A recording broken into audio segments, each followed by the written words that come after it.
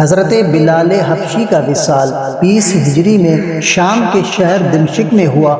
آپ کی زندگی رسول اللہ کی وفات کے بعد ایک گہرے دکھ میں ڈوب گئی تھی، اور اس کے بعد آپ مدینہ میں رہنے کے بجائے شام جو ہے وہ منتقل ہو گئے۔ رسول اللہ صلی اللہ علیہ وآلہ وسلم کی وفات کے بعد کی زندگی، رسول اللہ سے حضرت بلال کو بے پناہ محبت تھی، اور آپ کی وفات کے بعد حضرت بلال کے لیے مدینہ میں قیام کرنا جو ہے وہ بہت مشکل ہو گیا تھا، کیونکہ ہر جگہ آپ کو نبی کی یادیں ستاتی تھی۔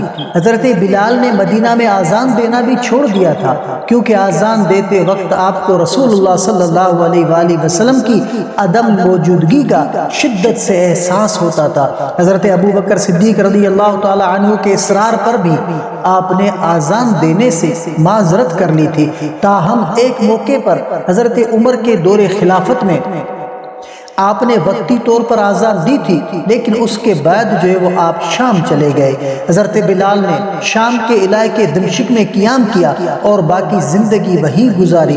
آپ نے اپنی زندگی عبادات، زید اور دین کی خدمت میں جو ہے وہ گزاری۔ آپ کی زندگی کا ہر لمحہ اللہ اور اس کے رسول کی محبت میں ڈوبا ہوا تھا۔ حضرت بلال کی وفات طبی طور پر ہوئی۔ تاریخ میں آپ کی عمر کے حوالے سے مختلف روایات ہیں، لیکن عمومی طور پر آپ کا انتقال تقریباً 60 سے 64 سال کی عمر میں ہوا۔ آپ کے وصال کے وقت آپ کے آخری الفاظ یہ تھے کہ کل میں اپنے محبوب محمد اور ان کے ساتھیوں سے ملاقات کروں گا۔ حضرت بلال کو دمشق کے معروف قبرستان باب الصغیر میں دفن کیا گیا۔